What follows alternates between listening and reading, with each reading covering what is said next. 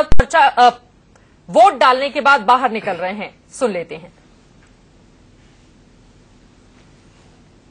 कोई चुनौती नहीं, औरों के लिए चुनौती है समाजवादी पार्टी। 12 सीट पे मतदान हो रहा है। मोदी की लहर है, मोदी की लहर है, मोदी की लहर है नेताजी। मोदी गुजरात में है, अब कहीं नहीं।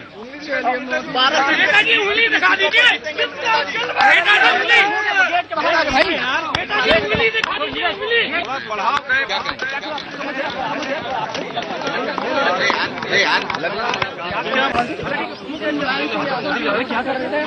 लगाओ ना माइक यार, ये क्यों छोड़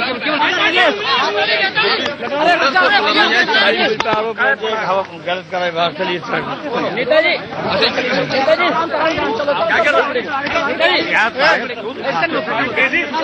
समाजवादी मुलायम सिंह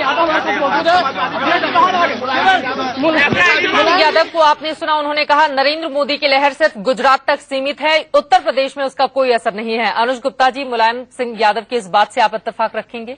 मुलायम सिंह जी खुद इस बार अपने जीवन में अंतिम प्रयास करने वाले प्रधानमंत्री बनने के लिए, इसलिए मतदान के दिन जब 12 सीटों पर यूपी में वोट पड़ रहे हों और 2004 में और 1999 में उनमें से 9 सीटें जब सपा जीत करके गई हो, तो आज वो कैसे कह दें कि नरेंद्र मोदी की लहर चल रही है। लेकिन देखिए, उत्तर प्रदेश की इन्हीं सीटों पर 1996 में भाजपा ने 9 और 1998 में 10 सीटें जीती हैं। तो भाजपा और सपा के बीच सीधी टक्कर आज की सीटों पर होने वाली है और मुलायम सिंह परिवार की पूरी प्रतिष्ठा दांव पर लगी हुई है।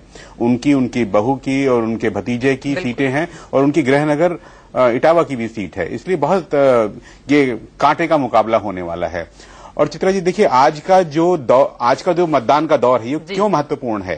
सर, मतदान के दौर पर हम आएंगे, एक बार हरपाल पवार जी से हम जवाब ले लेते हैं। हरपाल जी, ये बताइए, मुलायम सिंह यादव कह रहे हैं कि मोदी की लहर सिर्फ गुजरात तक है। देखिए, उनके पास ये कहने के अलावा कुछ बचा भी नहीं है जी, क्योंकि 2 साल से सरकार में उत्तर प्रदेश में है, कोई विकास नाम की चीज नहीं है। सिर्फ लैपटॉप कहने के लिए एक लैपटॉप हमने दिया है, इसके अलावा पूरे प्रदेश में लॉ एंड ऑर्डर की कोई चीज नहीं है। कोई सड़कें का बुरा हाल आप देख लीजिए, उनको कहने को कुछ नहीं है। वो यही कहेंगे कि नरेंद्र मोदी सिर्फ आप। नरेंद्र मोदी आज पूरे देश का जनमानस बन चुका है कि पिछले 10 साल में कांग्रेस ने जो भ्रष्टाचार और जो कुशासन दिया है, उसके लिए सिर्फ एकमात्र शख्सियत उभर करके सामने नरेंद्र मोदी जी आए। हर फेज के बाद वो बढ़ते जा रहे हैं। अब 117 सीटें इस बार हैं, उत्तर प्रदेश की 12 है जहां का आपने सवाल पूछा है जी। 1 या 2 सीट समाजवादी की बेल्ट है, ये 1 या 2 सीट बचा सकते हैं अपनी इस बेल्ट में से, नहीं तो इस बार भारतीय जनता पार्टी का हमारा वहां पर रुतबा रहेगा और ये बिल्कुल साफ दिखाई पड़ रहा है। चित्रा जी, मतलब आप इन 10 सीटों में से सिर्फ 2 सीटें समाजवादी पार्टी को दे रहे हैं, इस आधार पे आप कह रहे हैं। मैं आऊंगी आपके पास, लेकिन इस वक्त सीधे रुक करेंगे हम भागलपुर का। अभिषेक चंद्रा जुड़े हुए हैं, वोटिंग मशीन में कुछ खराबी आई है। अभिषेक, क्या है पूरा मामला? बिल्कुल चित्रा, हम भागलपुर के जिस पोलिंग स्टेशन के बाहर खड़े हैं, वहां पे 4 पोलिंग स्टेशन इकट्ठे हैं और सुबह 7 बजे से पोलिंग शुरू होने की कवायद शुरू की गई थी, लेकिन 4 में से 2 पोलिंग स्टेशन हैं, पोलिंग स्टेशन नंबर 32 और 35, जहां पर ईवीएम अभी तक शुरू नहीं हो चुका है। ईवीएम में टेक्निकल गड़बड़ी बताई जा रही है और प्रशासन की तरफ से कोई भी कार्रवाई नहीं की जा रही है। उन ईवीएम मशीन को रिप्लेस करने की कोई भी स्टैंड बाई ऑप्शन नहीं है। आइए जानते हैं यहाँ के लोग मतदाता से, जो कि अभी भी बाहर निकले हैं, काफी गुस्से में। बताइए, क्या दिक्कत हुई ईवीएम मशीन में? ईवीएम 35 का वह सुबह से ही खराब पड़ा हुआ है। हम लोग धूप नहीं हो उससे पहले यहाँ आए देने को, धूप निकल रहा है। धूप अधिकारी क्या कह रहे हैं? अधिकारी कह रहे हैं मैं ठीक कर रहा हूँ। कितना टाइम लगेगा?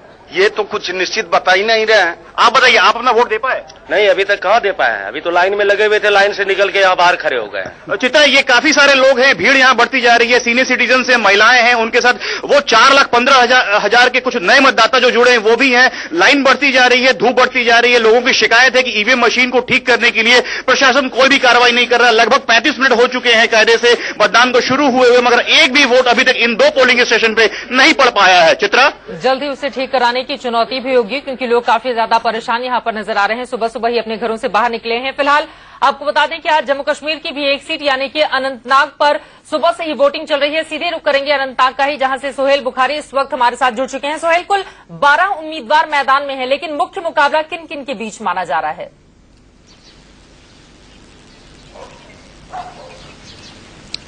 जी हाँ, वैसे तो 12 लोग हैं चुनाव में, लेकिन असल मुकाबला पीडीपी प्रमुख महबूबा मुफ्ती का है, जो जिनके सामने नेशनल कॉन्फ्रेंस कांग्रेस के साझा उम्मीदवार डॉक्टर महबूब बेग खड़े हैं। साउथ कश्मीर या अनंतनाग सीट कह लीजिए, ये कश्मीर की 3 में से पहली सीट है जो वोटिंग जहां हो रही है, और 2 अन्य सीटों का अगले चरणों में चुनाव होना है। तो जहां सीधा मुकाबला इन दोनों के बीच में, वहीं सुरक्षा एक बहुत बड़ा मसला है, क्योंकि आपने देखा होगा, हमने रिपोर्ट भी किया कि पिछले कई दिनों से लगातार आतंकी गतिविधियों में काफी बढ़ोतरी हुई है। कई सरपंचों को निशाना बनाया गया, उनकी हत्या की गई है।